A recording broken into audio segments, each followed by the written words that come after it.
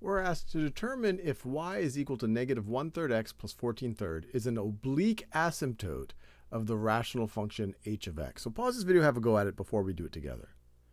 All right, now an oblique asymptote is an asymptote that is at an angle, is one way to think about it. It's slanted. So if I just eyeball it, it looks like there is an oblique asymptote that looks something like that. And let's see if that matches up to y is equal to negative 1/3 x plus 14/3. We're going to have to do some close inspection here. So one thing we can do is we can say, all right, this has a y-intercept of 14/3. Let me do this in a slightly different color, of 14/3. 14/3 is the same thing as 4 2/3. So we should have a y-intercept at 4 2/3, which is right about there. And then we have a slope of negative 1/3. So every time we move 3, we should go down 1. Every time we go 3, we should go down 1.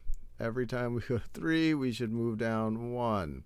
And of course, we could do that in the other direction. And this is looking pretty good. I can go in the other direction. If we go 3 to the left, then we should go up 1 to 5 2/3. 3 to the left, we should go up 1. 3 to the left, we should go up 1. And so if I were to connect these dots, I don't have a straight edge here, but this is my hand-drawn version.